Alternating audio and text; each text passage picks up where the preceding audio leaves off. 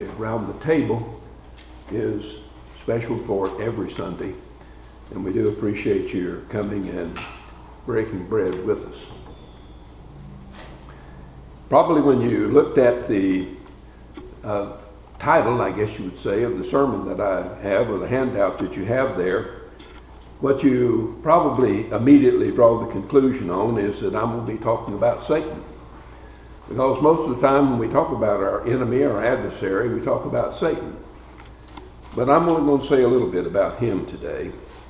In the 1 Corinthians letter in the 4th chapter, verse 7, who says that you are any better than other people? What do you have that wasn't given to you? If you were given what you have, why are you bragging as if it weren't a gift? What we have to do is look at ourselves. When we look at ourselves, we see what we are, and basically it's what we came with. It's not anything that we particularly did for ourselves. We were given a certain degree of capabilities and things of this nature. And so what Paul is talking about here to the Corinthians is to look at yourself, see what you have, and recognize the source from which it came, and basically don't be bragging about something that you didn't produce yourself. So as we look at this, the situation is like this. In Revelation 12 and verse 9, the huge serpent was thrown down, the ancient snake named the devil, and Satan, the deceiver of the whole world, was thrown down to earth. Its angels were thrown down with it. The deceiver. What is deception? When we talk about something being a deception or our being deceived, you can look at Webster, and its statement there is, it's to cause to believe what is false or to disbelieve what is true. Therefore, if we consider that Satan himself is a deceiver, there was a comedian years ago that used to comment about it that the devil made me do it. And people always got a big laugh out of that. But the reality is that that's a false statement. Satan cannot make you do anything. Satan essentially is nothing but the window dresser. He dresses up his merchandise and puts it out there, and the decision to buy is ours. And so what we will point out today in the course of our lesson is the fact that the real enemy that we have to deal with is ourselves. Because you can't blame Satan for doing what he does, because that's his nature. What we have to do is to recognize that our responsibility is to be able to deal with what he presents to us. And there's a whole variety of this that we find in the scriptures. Again, in the 1 Corinthians letter, this time 15:33, don't let anyone deceive you. Associating with bad people will ruin decent people. Get my tongue untangled. So we associate with decent people. In other words, if you associate with people who are constantly using profanity, that habitually go to places that they should not go, that practice things that are certainly contrary to moral standards, the reality is that you pick it up. You can say, oh, well, my conviction and my faith is such that things like that won't bother me. But that's not true. You can't get involved with other people who are practicing these things. You can't, for instance, watch television programs or movies that are XXX rated or even R rated and not come away with some of that indelibly stamped into your brain. And if it's in there, it's not going away. We understand that the things that we see, the things that we hear, the things that we say are all basically recorded in our own head. And that as a result of that, we're going to carry that with us, those pictures and those ideas, for as long as we live. And so if we put ourselves, if we immerse ourselves in this kind of material, then that's going to be what we have within us. And of course, Jesus said, out of the abundance of the heart, the mouth speaks. So if your associates are all very profane, don't be surprised when you find yourself using profanity. because that's what you've immersed yourself in. So the reality comes down to being able to deal with who we are and with ourselves. In Matthew 24, verses 4 and 5, Jesus answered them, "Be careful not to let anyone deceive you. Many will come using my name. They will say, 'I am the Messiah,' and they will deceive many people." The problem that we have religiously today is the fact that precisely what Jesus said has come true. There are many that have come today saying that I'm the Messiah. I'm the one that has the answer to what God wants. I'm the answer to what the scriptures have to say. If you listen to me, you'll get all the good things that you want. You can fill buildings with thousands of people by telling them what they want to hear. You won't hear a lot of dealing with material things, with non-material things such as the gospel or anything of this nature, or what's essential for salvation other than just being a good person. But the reality is that we have to go beyond that. We have to deal with who we are and the fact that we live our lives in keeping with all of the things that God has to present to us in our lives. We look at this and we are essentially, as we'll find in 1 John 2:26, I'm writing you to about those who are trying to deceive you. And the Greek here is very interesting because the word that's used for deceive in the Greek at this particular point is seduce. So what John is saying is that there are those in the world that are literally trying to seduce you into believing something that is contrary to God's will, something that's false. And we don't really think too much about that, about being led astray, which is the actual definition of seduce as far as the Greek is concerned, to be led astray. And so you're told something that sounds good, and you accept it. And so you begin to practice it. And the bottom line is that you have been led in a direction that you shouldn't go. But because someone that you respect or someone that you think a great deal of has done it, then for that reason you decide that, well, it must be okay. It must be the thing that I ought to do. But we have to think about our own relationship with God. That we can't just go on the basis of saying, well, Satan presented this and so it's really his fault. And today the political correct approach that is usually used is to blame somebody else for what I do wrong. And if I blame somebody else for doing what I do wrong, then that relieves me of any responsibility for what happens. Unfortunately, perhaps for those that think that way, God doesn't see it that way. He puts the responsibility on us. But let's look at some specific examples. In Genesis, the 3rd chapter, and verse 6, the woman saw that the tree had fruit that was good to eat, nice to look at, and desirable to make someone wise. So she took some of the fruit and ate it. She also gave some to her husband who was with her, and he ate it. Now, the question of mark that we have here is, what did Eve see in this? She saw that this was something that was good to eat. It was pleasant to look at, and it would make you wise. And since Satan had presented it from that particular standpoint, it looked like a really good deal because you get something to eat. What you're eating looks good, and most of us like to eat things that look good. We don't really care very much for things that don't look good to eat. And then, of course, there was the fringe benefit of getting wise, of beginning to know the difference between good and evil. And, of course, the arguments made many times is, well, she didn't really know what she was doing. She didn't really understand that. And Paul, in writing to Timothy, said in 1 Timothy 2:14, beside that, Adam was not deceived. It was the woman who was deceived and sinned. So if the woman was deceived and sinned, it was because she knew precisely what it was that was taking place. And if you go back a couple of verses as far as Genesis is concerned and look at what you find there, which we'll get to a little bit later, the reality is that Eve knew exactly what the situation was. But she chose because, once again, it was good to eat, obviously indicating that Satan was eating it. It was good to look at, hence probably the idea that it was an apple, though we don't know that.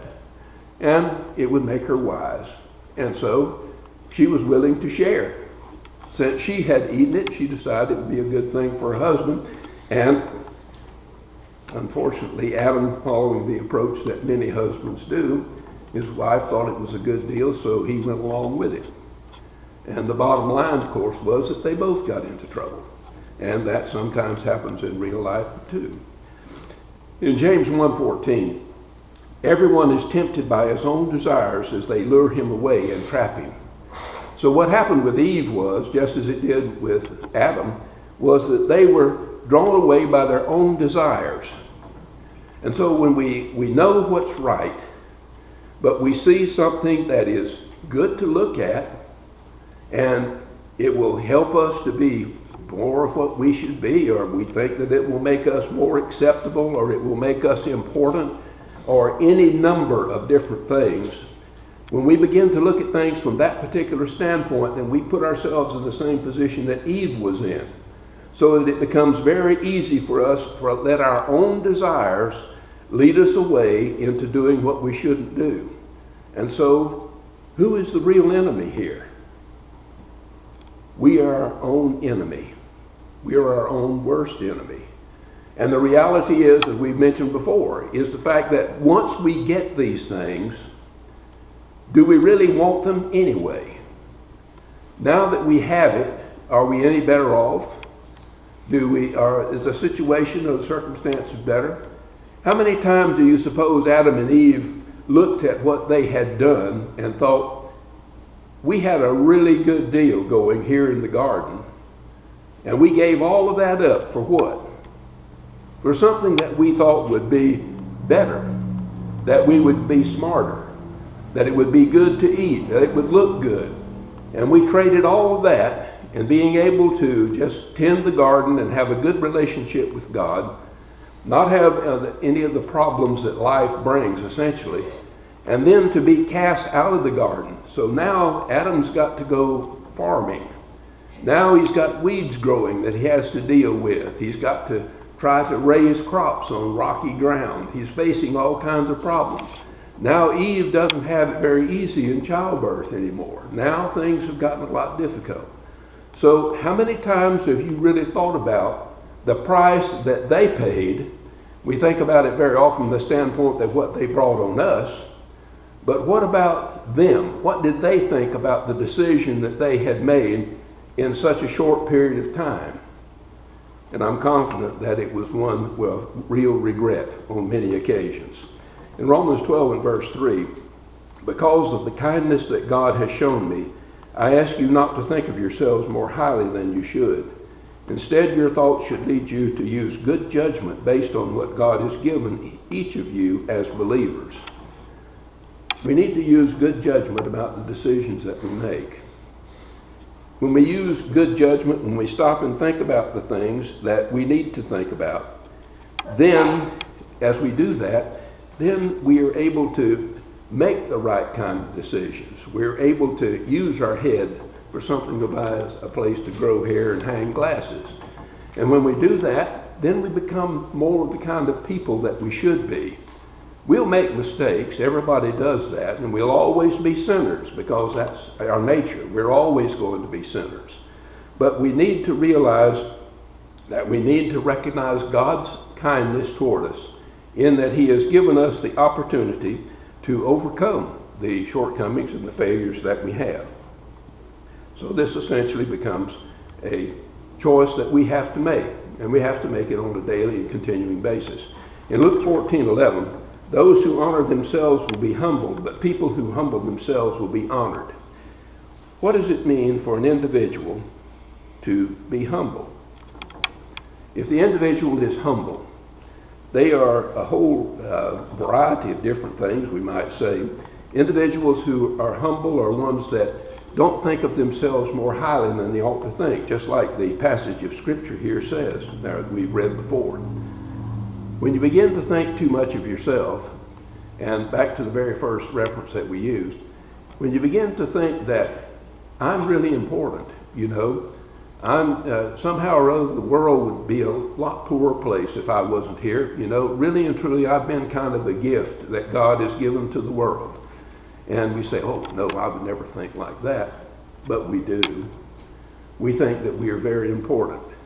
And of course, the graphic demonstration that you can use of this most of the time is you bring a bucket of water up, you set it down here, you stick your fist in it and pull it out, and then you say, observe the hole that was left in the water when I took my fist out. And somehow or other, no matter how important we seem to believe that we are, or that others indicate to us that we might be, when we are gone, the world does not come to a screeching halt. Whatever we were involved in continues on. It continues to function. And sometimes better without us than it did with us. And so what we have to realize is that we need to use ourselves, our intelligence that we have, that God has given to us, to live in a way that He would have us to, and to do the very best that we can, and not to get so stuck on ourselves and believing that we are God's answer to everything that goes on in this world. And we can do that. In Luke 14:10, Jesus gives some advice along that line. So when you are invited, take the place of least honor. Then when your host comes, he will tell you, friend, move to a more honorable place. Then all the other guests will see how you are honored. In other words, when there is a place of honor, don't take that place. As he suggests here, sit down at the far end of the table. And when the host comes in and he sees that you are in the wrong place, then he moves you up. But what if, and if you read the context of this, you see, if you sit down in the place of honor, and that's been reserved for somebody else, and then everyone's sitting here, and then they come and say, how about getting up and you move down to the end of the table? So if we look at who we really are, and think about ourselves in a way in which we don't have a feeling of superiority about ourselves, but recognize that we each one have those that are superior to us. If you really stop and look at things, is there anything that any of us have ever done that someone else probably hasn't done better? So are we really the top of the food chain in whatever it is that we are doing? And if you're really honest with yourself, you realize that no, obviously I'm not the very best that ever was at whatever I'm doing. But I'll do the best that I can wherever I am and whatever I'm doing. And that's what God expects of me. We talked about this in the men's class this morning. You need to do the best you can where you are. And then you don't have to be thinking of yourself as more important or whatever than anyone else. And it will help you to do what's spoken of by Paul in Romans 12:16. Live in harmony with each other. Don't be arrogant, but be friendly to humble people. Don't think that you are smarter than you really are. And that's something that some people have a real problem with. And you've met them, I know. You've encountered them, I've had many times. People that believe that somehow or other they know all there is to know on a particular subject. That there's absolutely nothing that they can learn, that nothing that can be presented to them that's not, that can possibly be known. So we have to try to overcome that. We have to go on and do what needs to be done. And thinking about these things also as we look at them and consider them here, we have to realize that we have a personal choice that's going to be made, but we'll talk about that too. The personal choice that we have to make is one that, and personal choice is much like fishing. You know, you go fishing and you bait the hook and you throw it out there, but can you make the fish bite? Now, every fisherman would like to be in a position to say, whenever I toss the line in baited, I would like for a fish to get on that line. But the reality is, you've got to convince the fish to bite. And that's what Satan does. You're doing the same job Satan's doing when you fish. You're putting bait on a hook and you're putting it out there in hopes that you will convince that fish to take a bite of it. But very often the fish are smart enough not to take it. So consequently you have leaders that are made out of nylon so that you can't see, they're virtually invisible in the water. They're real fine, all kinds of different things that we use for deception. We use all kinds of different kinds of baits and things of that nature. And it's exactly the same method that Satan uses on you.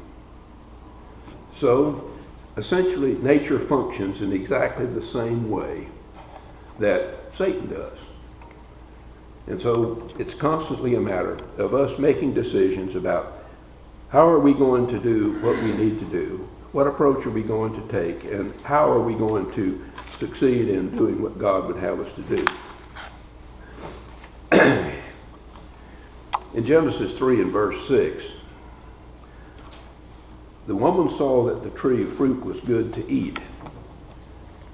How often do we take the approach of saying that it looks like it's good to eat, and since it looks like it's good to eat, obviously it's what I want to have. It's the approach that I want to take. It's the thing that I need and that I want to be part of my life. So we have to approach things from the standpoint of humility. We talked about humility, and humility is defined as a modest estimate of one's own worth. So if you take a modest evaluation of your own worth, you'll probably come up with the various things about the imperfections that you have, the shortcomings that you have, the things that we are talking about, like the place of honor, whether we take the place that we want the recognition, whether we want to overcome that, whether we want to get away from it. So how do we see ourselves, and how do we approach things in that particular way? In the 1 Corinthians letter, in the first chapter, in verses 26 through 28, brothers and sisters, consider what you are when God called you to be Christians. Not many of you were wise from a human point of view. You were not in powerful positions or in upper social classes. But God chose what the world considers nonsense to put wise people to shame. God chose what the world considers weak to put what is strong to shame. God chose what the world considers ordinary and what it despises, what it considers to be nothing, in order to destroy what it considers to be something. In other words, very simply, what Paul says is that God didn't choose the wisest people in the world to be the ones that he went to with his son. Jesus came into a third world country, in one of the poorest places in the country, one that was despised by his own people. And from there, he went on to influence more people than anyone else in the world's history. Because God wanted us to understand that it's not because of your great intellect or the high position that you hold or any of these kind of things that makes you really important. It's whether you use your intelligence to do and accomplish the things that he would have you to, and to become the kind of person that you need to be. In 2 Timothy 2:15, do your best to present yourselves to God as a tried and true worker who isn't ashamed to teach the word of truth correctly. Are we prepared to do that? Do we study? Do we prepare ourselves in order to be able to teach other people? Do we really do that? Are we really using the capabilities that we have to try to accomplish the things that God would have us to? Then there's 1 Peter 3:15. But dedicate your lives to Christ as Lord. Always be ready to defend your conscience in God, or your confidence in God, when anyone asks you to explain it. However, make your defense with genuineness and respect. In other words, we're to know what we're talking about, and we're to present that in a truthful fashion which doesn't speak condescendingly to other individuals, but speaks with conviction and belief in the things that we say. And in order to do that, we have to prepare ourselves. So we each have to ask ourselves, if that opportunity presents itself today, am I ready? If I'm not ready, then what is the reason why I'm not? And it probably goes back to the very one that we talked about before. We haven't presented ourselves as a workman that is prepared to deal with whatever comes our way. If you are on a job, you are expected to make the necessary preparations to prepare yourself to develop the kind of skills that you need to know in order to accomplish the work that you're undertaking to do. You don't just hire just anybody with no skill at all and put them into a position of responsibility because you realize they're not going to be able to carry it out. So God tells us that we need to prepare ourselves so that when the opportunity presents itself to let other people know what we believe and what they should do with their lives, that we would be prepared to do it. And unfortunately, that's not the position that most of us are in. In 1 Corinthians 10:13, there is no temptation that you have experienced which is unusual for humans. God, who faithfully keeps his promise, will not allow you to be tempted beyond your power to resist. But when you are tempted, he will also give you the ability to endure the temptation as your way of escape. And so, we are our own worst enemy, but we have a way out. God's provided it for us. But we have to do our part. And it's a daily process of using the intelligence that we have. And so we have to make a decision. Satan puts on his display for us. And the question is, do you decide to buy? Have you decided to buy? In all likelihood, if you've never become a Christian, you've made your choice. You've already made a purchase. And as a result of that, you put yourself in the position where you're no longer part of God's family. And the only way back, of course, is to make your confession of your belief in Christ, to be immersed and baptized into Christ, that you might have your sin taken away, that you might become part of God's family once again, born again, John 6:3-4 tells us. Or, as a Christian, if you've made that mistake and you need the prayers of the church on your behalf, we want you to have that opportunity as well. So we invite you to come while we stand and while we sing.